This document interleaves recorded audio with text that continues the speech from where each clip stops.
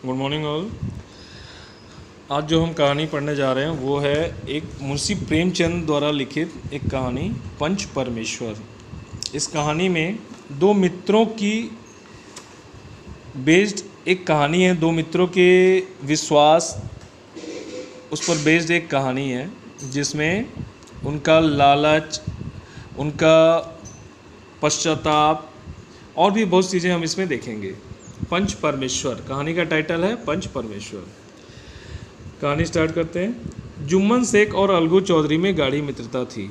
यहाँ पर दो कैरेक्टर हैं, एक है आपका जुम्मन शेख, दूसरा है अलगू चौधरी। ये दोनों जो है बहुत क्लोज फ्रेंड थे।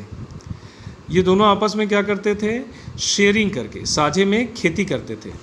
अगर कोई भी चीज़ आता था तो लेन देन में भी इनका क्या रहता था, शेयरिंग। मतलब एक दूसरे पे इतना भरोसा था कि एक दूसरे पे विश्वास के तौर पे इन लोग एक दूसरे पे सारी चीज़ें शेयर करके रखते थे। मतलब अपने इस खेती से लेकर कोई लेन देन, व्यापार या जो भी चीज़ें हैं इनमें, तो ये दोनों आपस में एक दूसरे पे अटल भरोसा था। अटल मतलब बहुत ज़्यादा। एक बार जुम्मन शेख जब हज करने गए, हज जो है ये मुस्लिमों का एक पवित्र जगह है, मक्का सऊदी अरेबिया में, जहाँ पर ये लोग दर्शन करने जाते हैं।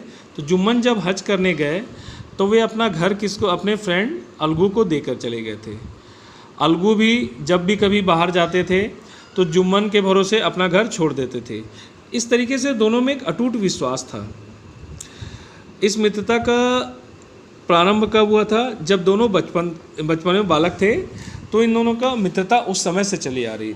जुम्मन के जो पिता थे वो उन्हें शिक्षा प्रदान करते थे। किस टाइप शिक्षा, जुमराती। जुमराती मतलब एक सही मायने की जो शिक्षा है वो उनको सिखाया जाता था। जुम्मन शेख जो एक थे, उनकी एक बूढ़ी खाला मतलब बूढ़ी, घर की जो बूढ़ी औरतें रहती है उनको बोला जाता है बूढ़ी खाला, मौसी। उनके पास थोड़ी सी जायदाद थी, प्रॉपर्टी थी। जो उनकी मौसी थी, उनके कोई रिलेटिव तो थे नहीं, तो उन्होंने क्या किया था, सारी प्रॉपर्टी जो है जुम्मन ने उनसे अपने नाम पे लिखवा ली थी। बड़े बड़े भरोसे और बातें करके उनके नाम अपनी प्रॉपर्टी, खाला अपनी मौसी से अपनी प्रॉपर्टी जो है अपने नाम करवा ली थी।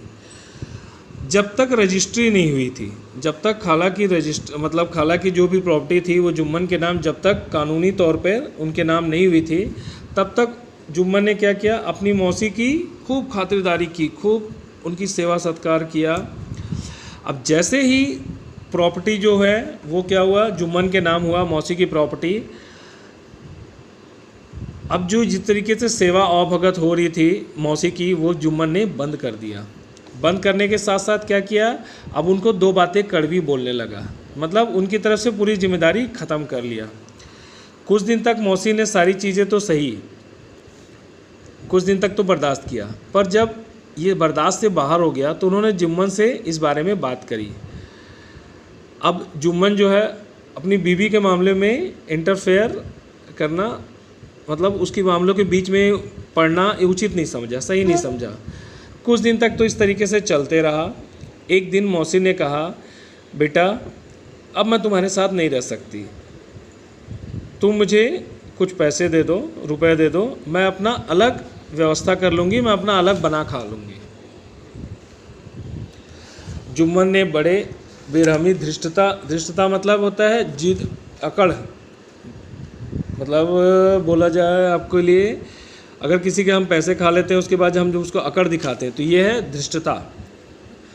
धृष्टता के साथ उत्तर दिया, रुपए क्या यहाँ पेड़ में फलते हैं। अब मौसी जो है गुस्सा आ गई। उन्होंने क्या किया, बोला कि मैं पंचायत के पास जाऊँगी इस बारे में। जुम्मन बोला, हाँ ठीक है, चले जाइए आप पंचायत के पास, मुझे भी ये रात दिन जो ये लड़ाई होती है ये सब चीज़ें पसंद नहीं है, क्लियर हो जाएगा। एक दिन शाम के समय पेड़ पर नीचे पंचायत बैठी। जुम्मन ने पहले से ही सारा इंतजाम करके रखा था। पंच लोग भी बैठ गए। अब मौसी ने उनसे विनती किया, निवेदन किया, पंचों आज 3 साल हो गए, मैंने अपनी सारी जायदाद जो है अपने भांजे जुम्मन के नाम लिख दिया है, मगर जुम्मन ने आज के समय मुझे रोटी, कपड़ा, यहाँ तक कि मुझे सही ढंग से मेरे साथ व्यवहार तक नहीं कर रहे हैं। अब मुझे ये सब चीज़ें बर्दाश्त नहीं होती। अब मैं अब बेसहारा हूँ, आप लोग चाहें तो इसका कुछ सॉल्यूशन निकालें, मैं पंचों की बात को मान लूँगी। अब पंचों को डिस्कस तो किया गया। अब सवाल यहाँ पर ये हुआ कि पंच लोग तो ठीक है डिस्कस करते हैं, मगर जो निर्णय देगा सरपंच वो किसे बनाया जाए। अब इस बात में जुम्मन और उसकी मौसी के बीच क्या हुआ, बहस होने लगा। अंत में मौसी ने कहा, बेटा पंच न किसी के दोस्त होते हैं न किसी के दोस्त, अर्थात जो हमको निर्णय देता है, न्याय करता है, वो किसी के रिश्ते, किसी के कुछ नहीं होते, वो सिर्फ न्याय पे भरोसा करते हैं। तुम्हारा किसी पर विश्वास न हो तो जाने दो। अगर मौसी ने जुम्मन कहा, अगर तुम किसी पे भरोसा नहीं करते तो कोई दिक्कत नहीं, आप तुम्हारा जो एक फ्रेंड है अलगू चौधरी, मैं उसे ही सरपंच बना देती हूँ। अब जुम्मन खुश हो गया, उसने अपने अंदर मन में बहुत खुश हुआ, चलो मेरा दोस्त ही सही, वो रहेगा तो कम से कम मेरे लिए फैसला मेरे हक में होगा। अब अलगू चौधरी को मौसी और जुम्मन ने मिलके क्या किया, सरपंच बना दिया। अब उन्होंने कहा, किसने, अलगू चौधरी, शेख जुम्मन, हम लोग दोनों पुराने दोस्त हैं, मगर इस वक्त मैं क्या हूँ, सरपंच के पद पर हूँ, तो मेरी नज़र में इस वक्त तुम और तुम्हारी मौसी दोनों बराबर हो। जुम्मन ने कहा, भगवान गवाह है, खुदा गवाह है, आज तक मैंने मौसी को कोई तकलीफ़ नहीं दी। अब अलगू चौधरी ने अब अपनी पंचायत स्टार्ट की। उसने पहले जुम्मन से ही बात किया।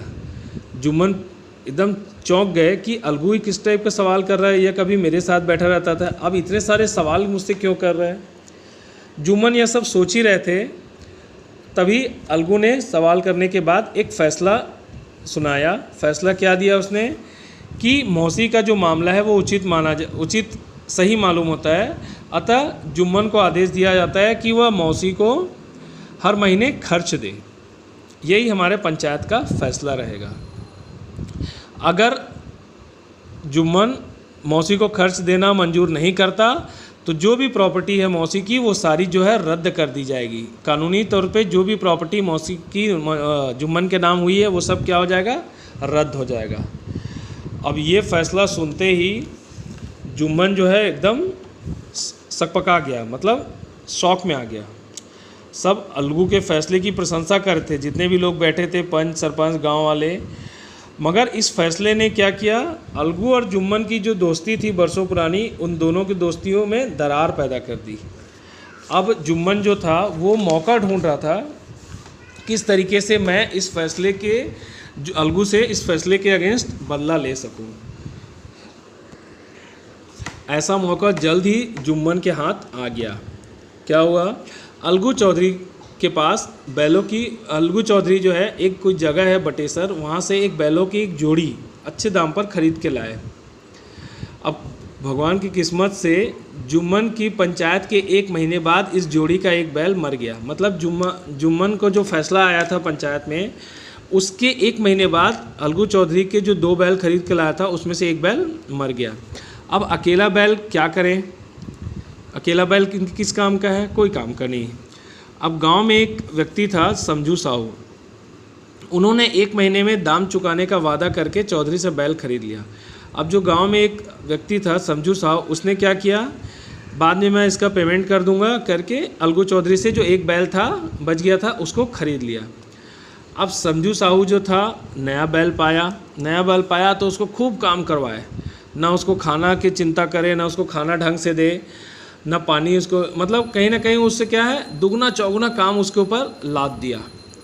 तो कुछ दिन तक तो बैल सहा जैसे तैसे, फिर कुछ दिन बाद क्या हुआ, रास्ते में ही गिर गया, ऐसा गिरा कि वो सीधा उसका मृत्यु हो गई। इस घटना के बाद कई महीने बीत गए।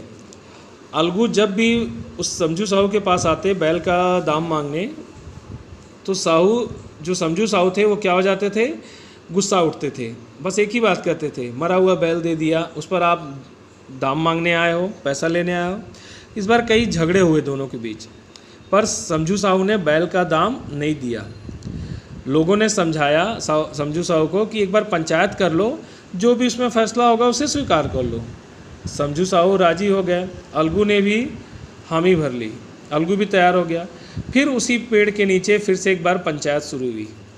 रामधन एक व्यक्ति था, उसने पूछा चौधरी और साहू से, बोलो किसको सरपंच बनाते हैं। अलगू ने कहा समझू साहू के खुद ही चुन लें, समझू साहू, मुझे कोई दिक्कत नहीं है। समझू साहू खड़े हुए और बोले मेरी ओर से सरपंच के लिए जुम्मन शेख। अब जुम्मन का नाम सुनते ही अलगू चौधरी जो है एकदम शॉक में आ गया। फिर भी उन्होंने कहा ठीक है, मुझे स्वीकार है। मगर जैसे ही सरपंच की कुर्सी पर बैठा जुम्मन, उसे अपने आप उस पद की महिमा, पद का एहसास होने लगा कि मैं इस समय न्याय के सबसे बड़े सिंहासन पर बैठा हूँ, सबसे बड़े आसन पर बैठा हूँ। अगर मुझे जो भी फैसला लेना है बिल्कुल सत्य से भरा हुआ लेना है, मतलब मैं किसी एक के पक्ष में फैसला नहीं ले सकता। पंचों ने सवाल जवाब आपस में बातचीत शुरू करी।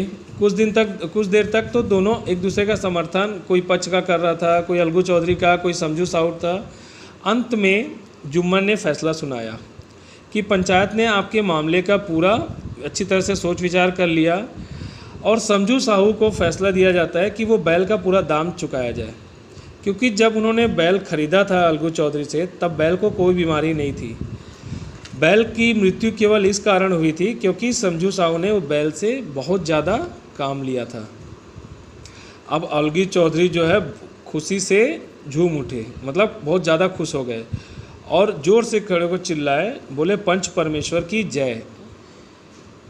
इस पर सभी लोगों ने रिपीट कर दिया उनके साथ ये वर्ड, क्या, पंच परमेश्वर की जय। अंत में दोनों जुम्मन और अलगू आपस में आए, गले मिले।